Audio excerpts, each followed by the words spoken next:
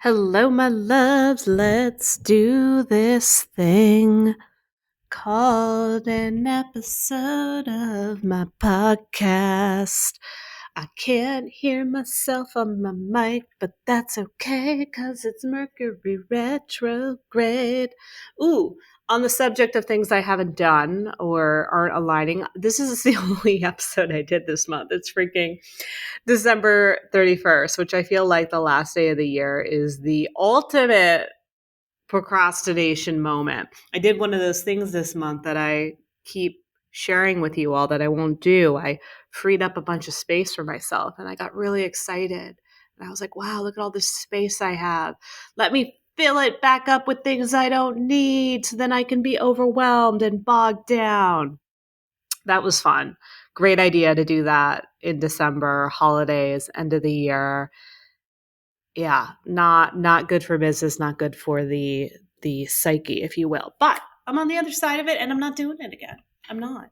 There's some other things we're not doing again in 2023. But before we can really talk about 2023, let's talk about 2022.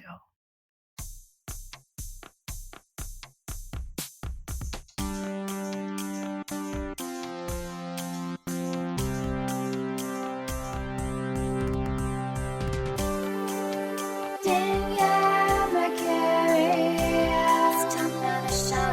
Danielle, welcome to the show. Danielle, Mercury, welcome to the show. Welcome to the show.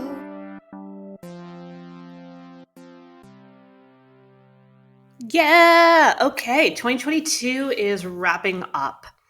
And we are moving into 2023. Maybe you're listening to this in the future. Maybe you're listening to this next year. Got to insert a dad joke when I can. But this is really relevant for the beginning of January. So don't feel like you're missing out because you didn't listen to it on the last day of the year. Anyway, okay. This is what we're going to unpack. We're going to talk about the energy of 2022 and specifically how you don't need to be so hard on yourself for what you feel like you didn't accomplish this past year. This year was not about accomplishment in the masculine way. It wasn't about producing a bunch of material, a bunch of work, a bunch of resources. It was about accomplishing something from within, something from the depths of your own self. This was not about working hard for the world, yet working hard for yourself, which honestly is a lot more difficult in ways. As much as we don't want to be completely at the mercy of the world, that we don't want to be overworked and burnt out and doing something we don't love, when we take the reins and we go within, we say, oh, I'm working on myself now. This is going to be good. This is going to be juicy. This is going to be fun. And then you're like, oh my God, what did I get myself into? Where am I? How did I get here? I didn't even know this was inside of me. Help. This is hard. This doesn't feel good. This is difficult. This isn't what, they sold me in the pamphlet when they were talking about how fun and love and light the age of spirituality is. Where am I? What's going on? I kind of want to go back to work. I kind of want to go back to that dead end job. I kind of want to go back to the things that I thought were work, but actually this is the work. Whew. That was a lot of 2022. 2022 was, are you willing to work on yourself? Are you willing to go to the places that might sting, that might not feel so great, where you might have to reconcile and forgive, and where you also might have to kind of come to terms with some things that you did that don't feel so great? Like, I don't know about you, but I definitely effed up a lot this past year. I stumbled more than I have in a really long time. I got caught up in myself. I got caught up in judgment. I got caught up in how I wanted to show up. I got caught up in what people think of me. I got caught up in my own needs. I got caught up in old addictive patterns. And it was not fun. It didn't feel fluid. It didn't feel sexy. It didn't feel abundant. It felt choppy. It felt lonely. It felt all over the place. It felt dark. I felt old depressive episodes come through. And yet, I didn't give up. I stayed in that process because I knew that in order to progress, I have to honor the process. And if nothing changes, guess what? Nothing changes. And I found myself, and maybe you feel this way too, at the beginning of 2022, in this really interesting space of knowing that I was expanding into more, knowing that my life was elevating and changing and progressing. And in order for it to really seamlessly fall into place, the 12 months that we just had to happen. They were necessary in order for me to then step into the momentum and the fullness and the expectations of 2023. We can't just jump into the next chapter of our lives and expect to be full throttle, expect it to be this thing that just works automatically. I think sometimes there's this notion with manifesting and the law of attraction that you're just jumping into the next best thing after the next best thing after the next best thing, and you're just going to be fully, automatically, organically ready for it. And that's not always the case. Oftentimes the case is that the readiness that is required to move into that thing that you're manifesting, to move into all the juicy, sexy things on your vision board, is to have the regulation and the understanding and the threshold and the bandwidth to be able to hold space for it. That is the key. It's not about doing. I got to hustle. I got to do this. I got to do that. It's how can I regulate and allow my being to be in a place where I can hold space for the greatness that is transpiring. Major. However, if you are still bashing yourself, if you're still your own worst enemy, if you're still holding on to old grudges, that does not really create the container or the structure for the way that you can hold space for momentum forward. And so 2022, we had to, as we end it, we have to also end regrets, lay them to rest. Stop beating yourself up for what you could have done better. You didn't know any better. You don't know what you don't know until you know it. And if that's the case, you did the best that you could, and you were up for the journey. You were up for the exploration. How cool is that? That's what this whole life is about. This life, you came here as an explorer. You didn't come here automatically as the know-it-all. You didn't come here as the one that was just going to have everything handed to them. You did come here with resources. I do believe that we are abundant from the space of we always will be taken care of. Everything we need is always available to us. And we wouldn't be given the breath. We wouldn't be given the body. We wouldn't be given opportunity. So I believe in that. But I also believe that part of that is also the exploration piece. Are you willing to explore this life? Because that's what your soul signed up for. Your soul wasn't like, you know what, I'll just come here and have everything taken care of. That's where you came from. When you were chilling up in the cosmos and just flying around the stars, having a good old time with your soul family, you were taken care of up there. Everything was established. Everything was taken care of. And then you're like, you know what? I've been really pampered up here in the galaxy, in the Milky Way. I want to go be on a planet for a little bit. I want to go be a human being for a while. I want to, explore this earth, and I want to explore human emotions, and I want to relate to other people, and I want to move through different themes because you know what? I have a feeling it's going to give my soul a lot. It's going to really fill me up. It's going to really benefit me. And it's going to make it that much more satisfying when the point comes when I'm done with the exploration within this lifetime, and I decide, okay, let's take that last breath and go back up to the cosmos again. You're going to be that much more nourished, that much more satisfied, that much more complete. So I want you to remember that when you're like, why am I here? What's the point? I hate it. I want to go back home, right? Sometimes I have that notion when I'm in that kind of dark funk. I'm like, I want to go back home. I want to go back home because I want to go back up where it was easy. But that's not the point. The point is I wanted to be here. And I need to honor that too. And I want to honor that. I want to be here. And whenever I have those depressive episodes, it's just a reminder of the fact that I did choose to be here. And in these moments of darkness, can I have compassion for myself? Can I be gentle with myself? Can I soothe myself? Can I soothe the wonderment of why am I here? Did I make a bad call? Am I doing it all wrong? And just recognize that I came here to experience everything. And if I came here to experience everything, I have to feel everything.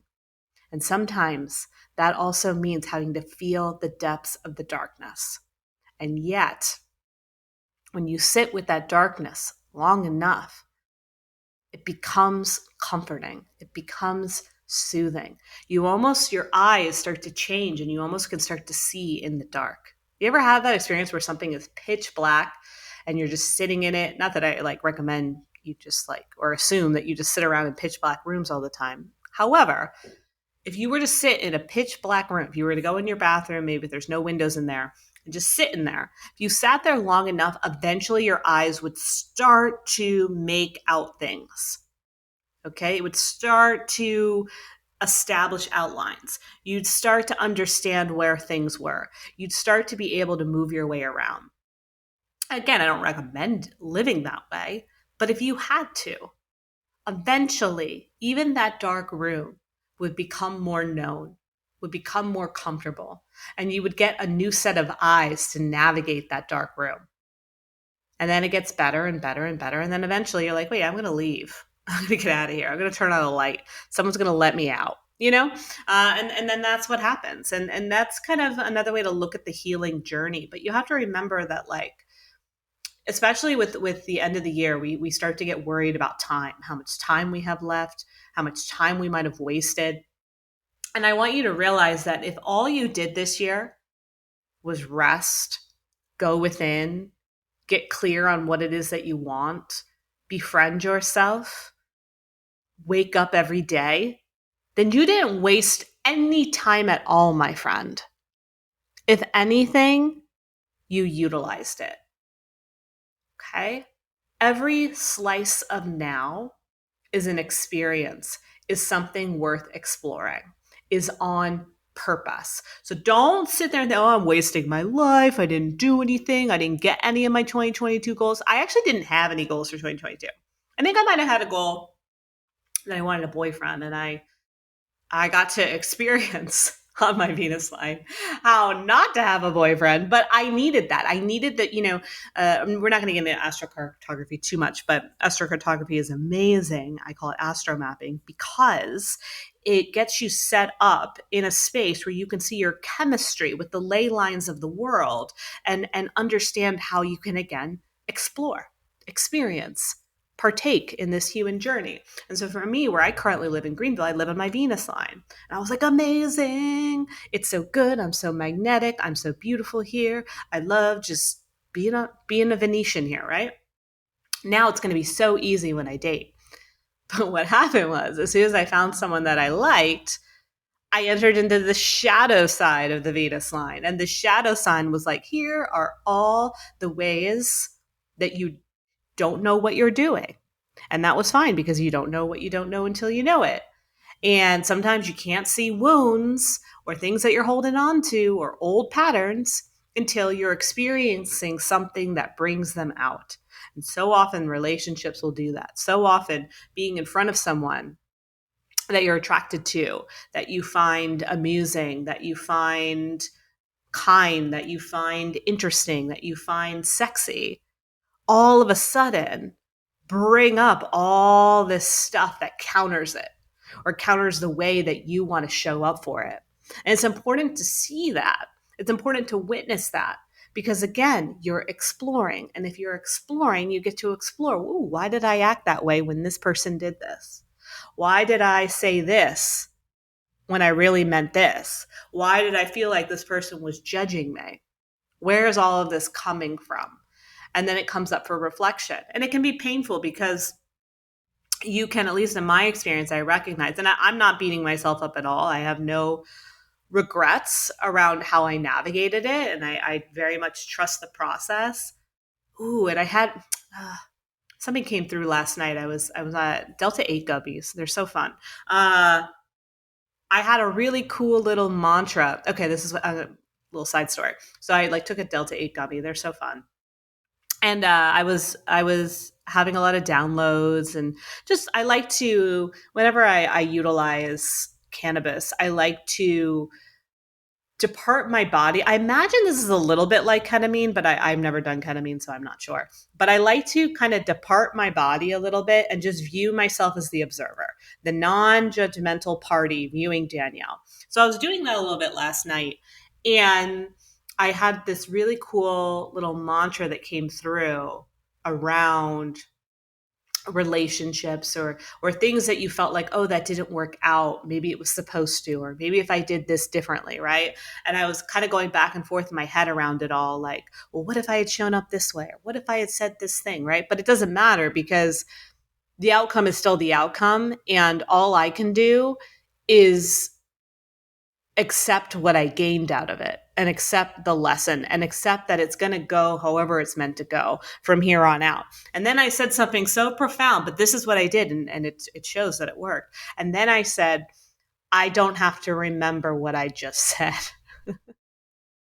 Because like sometimes I do this thing, and why I don't always love mantras and affirmations. I'm an overthinker. My Mercury placement is in Virgo, and I have a tendency to overthink, ruminate, and really fixate on things. And so sometimes even with mantras or affirmations, I find that I replay them over and over, and they kind of become this obsessive loop in my head. And whatever it is that I said about relationship and love for this upcoming year, and how I wanted to show up for it, and how I wanted to trust the process, I knew in that moment that I didn't want to ruminate in it, and I didn't want to turn whatever it was that I said into an obsession. So I literally said, I release this, and I don't need to repeat it ever again. I trust it that much. And I literally have no idea what I said. Oh, that's so juicy though, right? Like like at the same time though, how beautiful that I could give away something that felt really profound and not need to hold on to it or obsess over it. And that's with anything in our life, right? Relationship, jobs, money, our health, just be in it. Okay. I don't know where I'm going with all this, but I do know where I'm going with all this because you're still listening. And what okay. So those were just some musings of 2022. The biggest thing that I want you to get from this first like 15 minutes of talking is, don't be so hard on yourself if you feel like you didn't accomplish what you thought you were going to accomplish. If anything, you probably accomplished so much more by not accomplishing those things, and you can accomplish those things in 2023. Okay? The things that you're perceiving as quote unquote losses in the framework of society are actually wins, because those quote unquote losses are what are going to allow you to be in the games, the wins, if you will, of 2023 from a more outer perspective. Okay, 2022 was inner. It was an innie year. Okay, if the universe was a belly button, it would be the kind with the innie, the inner belly button. Okay, don't beat yourself up. Be proud of yourself. You made it through 2022. It was not a smooth year. It was not an easy year. Anyone that has talked to me in the last 12 months or even the last 13 months, I said, hey, 2020 is going to have a slow flow. How do you feel about that? And some people resisted it. I'm curious where you stand now, my resistors. And other people said, I'm going to ride the wave. I'm curious to see where you are now too. But we're still technically all in the same point, in the same place, in the same moment, moving into 2023. So 2023 is an outie belly button year. Okay, the universe is boop, it's poking its little belly button out. And 2023 is, and for anyone that wants to know more about the transits and wants to go really into the nitty gritty of the astrology of 2023, I encourage you to get my astrology planner. I'll put a link on the show. And in addition to getting the planner, it's a digital guide. I'm also hosting a workshop on January 9th, 2023, and we will go into the nitty gritty, juicy, celestial logistics of the year. But that being said, right now we're currently in a Mercury retrograde. Okay, the Mercury retrograde started on December 29th. It will go direct on January 19th. The retrograde is in Capricorn. Okay, so we're in the same sun sign as the Mercury retrograde. We're still wrapping up Mars retrograde. Okay, Mars has been retrograding since freaking Halloween, and it will go direct, I want to say the 12th of January. So with these retrograde energies of Mars and Mercury, which is our inertia and our mind, no one's saying you got to hit the gates running on January 1st. I never say that. I think it's kind of silly to feel like you have to have it all figured out the first day of the year. You probably won't have it all figured out until the last day of the year, if we're being honest. I mean, think about how much more you got figured out about 2022 at the aftermath of it. So don't feel like you have to have it all figured out. Don't feel like you have to do a bunch of things to get going. If anything, I don't really want you, quote unquote, starting your new year until more mid-January, late January, and mainly when we start to hit Aquarius season around January 21st. February, all planets will be direct. Okay, that's nice and juicy. Pluto's making moves at Capricorn into Aquarius as well for the first time in like hundreds of years. Okay, there's a lot of stuff moving and shaking. It's a 7-year. 7 in Tarot is the Chariot. Let's go. Let's get started. But like, in order for the Chariot to move forward, you got to first just get into the Chariot. And sometimes that takes a little time. I went bull riding in Charleston a few weeks ago, and the hardest part wasn't staying on, was getting on. Oh my God, it took me so long to get on the freaking bull, and the way that like they do it, like no one can help you. So you have to do it yourself. And yeah, it took a few tries to get on the freaking thing, but then I was on it, and I think I lasted 21 seconds, and probably longer than some of my past love conquests. So that was appeasing. So I rode the bull, and then I fell off, right? But the Chariot, you got to get on. You got to make sure you have the right horses or the right people in place to move that Chariot forward. And but that's the key word, forward. 2023 is about forward momentum. It's a little bit more action oriented. It's a little bit more masculine. It's a little bit more about things falling into place. In Chinese zodiac, when we had the lunar new year at the end of January, it'll be the year of the rabbit. And the rabbit is about luck, right? Remember those lucky rabbit's foots? I never wanted one. I thought it was weird and morbid. I was like, why are your keys attached to a rabbit's foot? Is that rabbit still alive? Does it have did you replace it with a little amputee rabbit foot? Like, I never really got that. But that being said, I like the idea of luck, right? When you go to the casino and it's like 3 7s, that's like a big deal. 7 means like you're on to something. You're on to something. You're being rewarded. Okay. 2023 is the reward for you not pushing and forcing in 2022. For you finally saying, I'm not going to take these regrets that I have, this coulda, woulda, shoulda energy into the new year with me. It's going to be the return on the healing, the return on everything that you witnessed and experienced in 2022. It's the next phase of the exploration. It should feel more spacious as well. My hope is that through 2022, you were able to open up and release. A lot of the transits were asking you to clear your plate. Okay. Especially this Mercury retrograde that we're in right now. And I love a good Mercury retrograde with the new year, because it's like, we don't have to hit the gates running. Okay.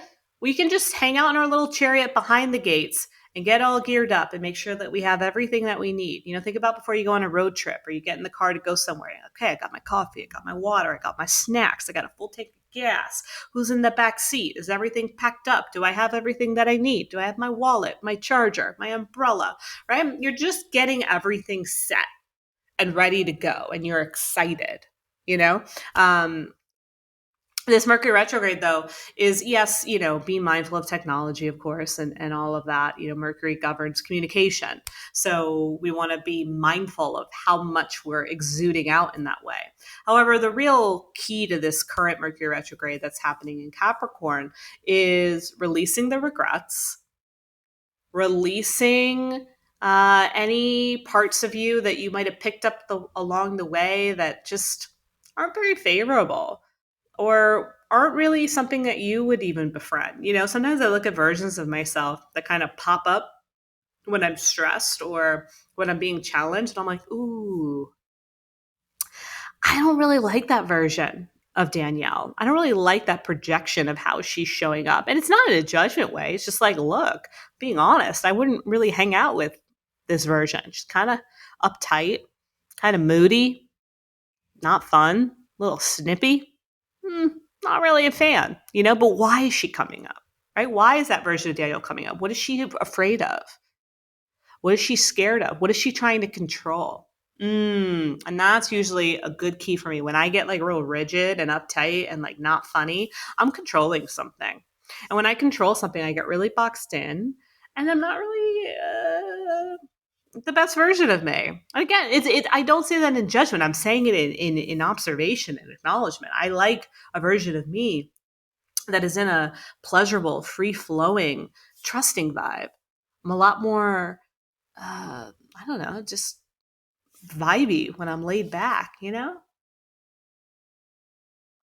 So anyway, I share this because with this Mercury retrograde, it's an opportunity to see what's still on your plate that's not lighting you up, that's not nourishing you. Okay?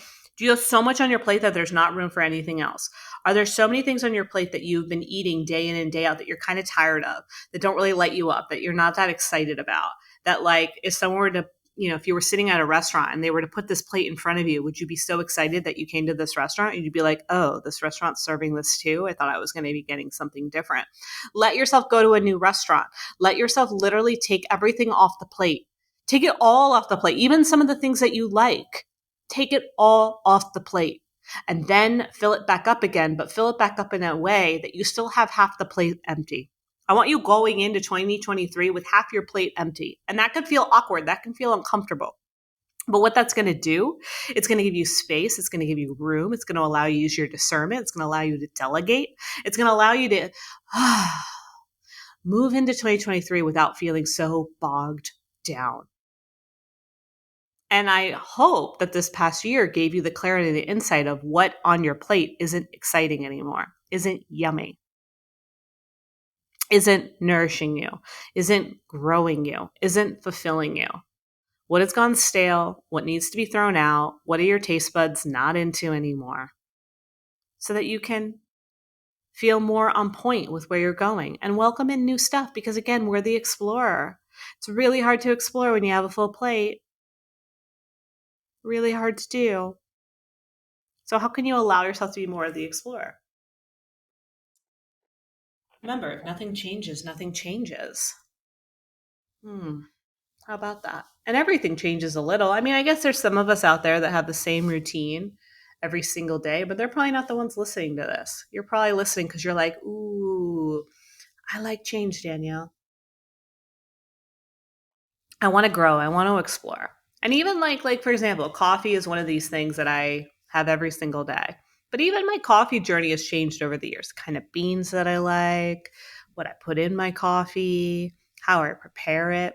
But the standalone is that I still love coffee and that's never going anywhere. Ever. Ever. I have a deal with the universe. Coffee is my forever.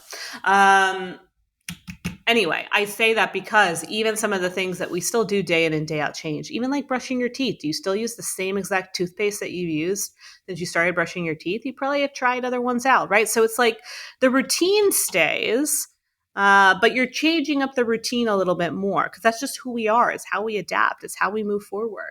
So I encourage you to do that. I encourage you to be in this energy of I was spending 2022 in that 6 healing, innie belly button energy. And now I'm moving into that 7 momentum, acceleration, on the right track, yet pacing myself. Also, I think 2022 was really big for welcoming and support, self-care, learning new ways to identify, healing, trauma. I mean, I will say as much as there's like it can feel like an overload of information on the internet, it's also given us access to healing in a way like we've never had before. Never have we had so much understanding and awareness of our healing as we have had, and especially in 2022. And so now 2023 is continuing with that healing, continuing with the support, but bringing in accountability, actually really truly making things happen, moving things forward. And it's going to take some accountability. It's going to take a little trial and error, but you're going to have the momentum and the inertia and the bandwidth to be able to do that. I think a lot of times things fail, not because they weren't meant to work out, but because we didn't have the bandwidth or the energy for it, because things usually don't happen the first time. It takes a little bit to try different things out. Takes a little bit to understand the right way forward. And if you don't have the energy, if you're already burnt out, if you already have too much on your plate, it's hard to start something new because you're not giving yourself the space and the permission to try different things out and to understand that you might not get it the first time. But if you have the right support, if you have the right accountability, if you're willing to give it a few tries, then you will master it and it will become integrated and it will be part of how you move things forward. Think about anything you've tried for the first time, whether it be driving a car, making a new recipe, starting a new job. Okay. At first, you didn't know much, even though you knew you wanted to drive. You knew you wanted to eat that cookie that you were going to bake. You knew you wanted to work that job. Even though you wanted it, and even though you knew you'd be good at it, even though you knew it would benefit you, even though you knew it would be tasty, that didn't mean that you were going to get it right 100% the very first try. So that's kind of what 2023 is. Are you willing to be in the driver's seat and try out different routes?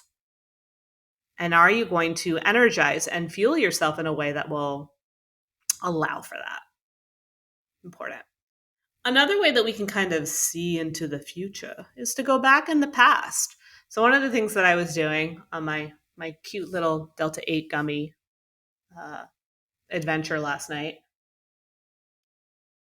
was look back at the last time there was a 6 year. Okay, so we say that 2022 is a 6 year because 2 plus 0 plus 2 plus 2 equals 6. Okay, so the last time that we had that was 2023. 2 plus 0 plus 1 plus 3 is 6. I looked back at my life in 2023 and I looked kind of a little bit at the snapshot of the year prior, which was 2012. Okay, so 2012 was a 5 year. 2012 was significant because it was the dawning of the Aquarian age.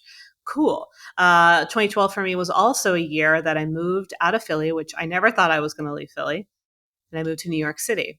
Moving to New York City was a huge catalyst in my career, in my life, and my well-being. It was meant to happen. 2023 was or 2013. So tricky to say the teen years now that we've been in the 20s, right? So 2013, I always want to be like 2013. 2013 was adjusting to living in New York City.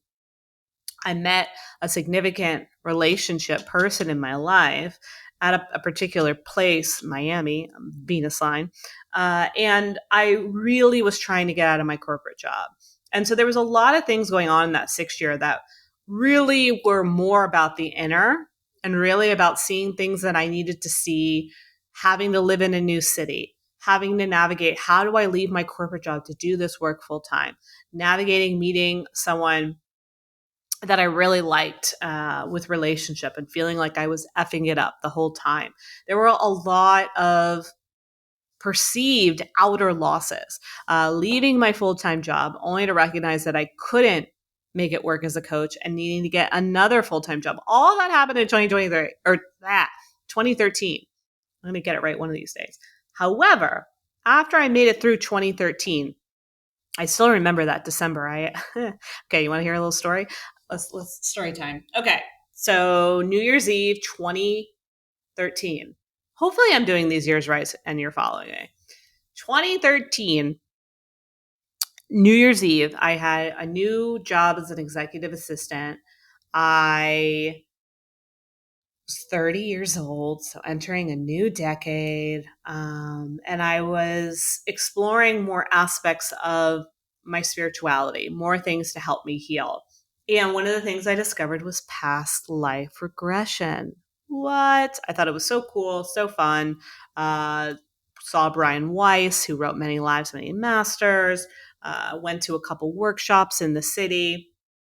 Was really into it. And I found, or I heard, that if you go on a parsley cleanse, you literally just drink boiled parsley water for 3 days, it will make your journey is a lot more heightened. Well, of course it would. I was literally starving myself for 3 days. So after fasting on parsley water for 3 days, I did a couple past life journeys. They were fun, they were good, but I think I was also just a little delirious from my cleanse.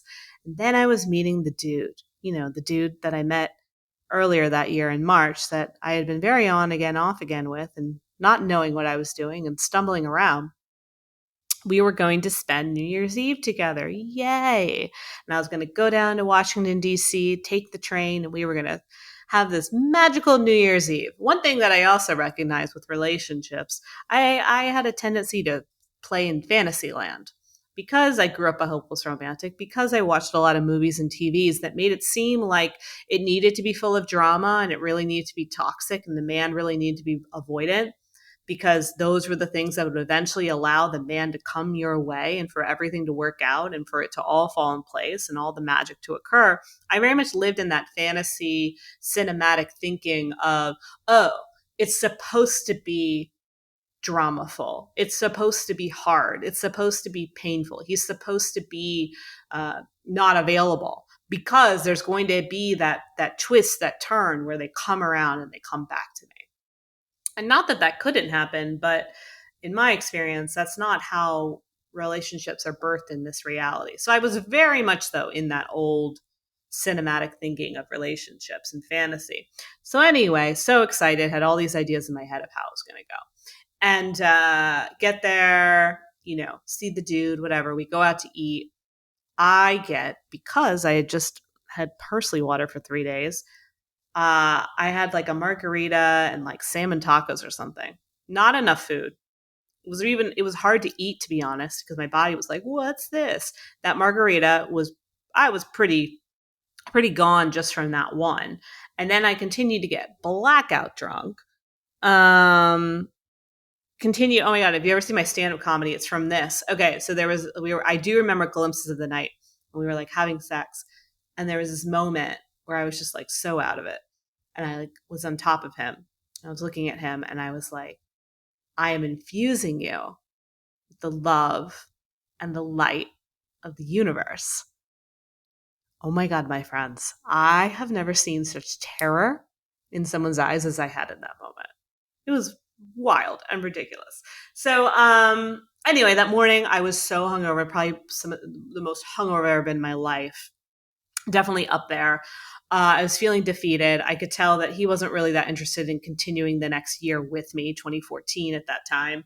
And I knew deep down it was over. It was over with him. It was over with this chaser energy. I was over me romanticizing this idea of him being my twin flame.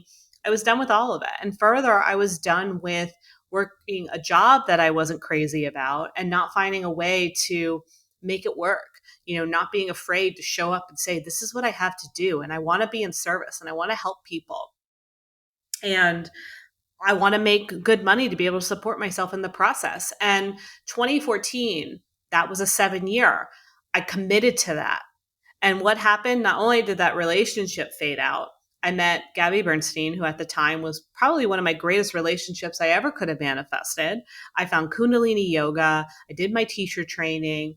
And eventually, that following year, I left my corporate job and I left it for good. 2014 set me up in a way where I was able to use the momentum, where I was able to really get clear on how I wanted to move things forward and meet the right people to help me to do that. But 2013 needed to be messy because I needed to see how it was all falling apart and I needed to let it so I could rebuild in 2014 and then continue on from there.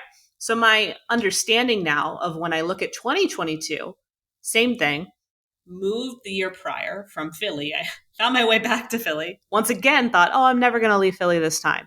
Once again, leave Philly, come to Greenville, adjusting to a new town. Wind up meeting somebody very similar to the person from 2013, going through all this relationship inner conflict again, navigating my career and where it's at and feeling like I was reaching a dead end, where it was reaching its end point. Just all this stuff was coming up that was very similar to 2013. And so here I am at the end of 2022, realizing that by viewing it from the lens, from the alignment of 2013, I can also look at 2023 from the lens of 2014. And I can see the advancement and how key 2014 was in my life from an outer perspective. And I can play into that from my 2023. So I encourage you to do that as well. Look at 2013, see how it meshed up with your 2022, and then look at your 2014 and see how that could maybe help you reach deeper alignment in 2023. Some things to think about as we pivot, as you continue to explore and evolve. One thing that I will say for 2023, the world and the way that things come to be and the way that things come together and how you manifest will be a side effect from the healing that you did in 2022. And if at any point you're like, Danielle, I don't think I healed enough in 2022. No. Don't worry about that. You did good. You made it to here. And now 2023 will be a side effect of what happened in 2022. And you're going to recognize that you have more energy, that you have more inertia, that nothing was going to change if nothing changed, that you can't beat yourself up because you don't know what you don't know until you know it. And 2023 is about getting a return on that, getting a return on everything that you went through, all the different ways that you showed up, all of the perceived losses when you were in the darkness, to then see the light of what they transformed into in this upcoming year. The ability to say, I'm not going into the new year with a plate that is already too full, but clean up, clear out, and be open to trying out new things. That's the best thing I can tell you for this upcoming year. Let yourself ride the momentum. Let yourself play. Let yourself be curious. Let yourself try things out. Don't beat yourself up. Don't be so hard on yourself. You didn't waste any time. If anything, you probably gain time. I don't think we realize that when we heal, we're gaining time. Okay? You're like, oh, all I did was sit around and heal. Great. You know how much time you gained because of that, as opposed to the alternative? All I did was burn myself out constantly. There's no benefit from burning yourself out. There's no benefit from being too busy.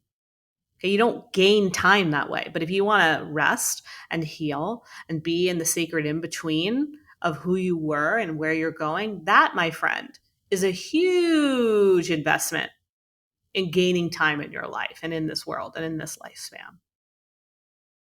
Food for thought. Speaking of food, I'm going to go make some lunch because I'm hungry.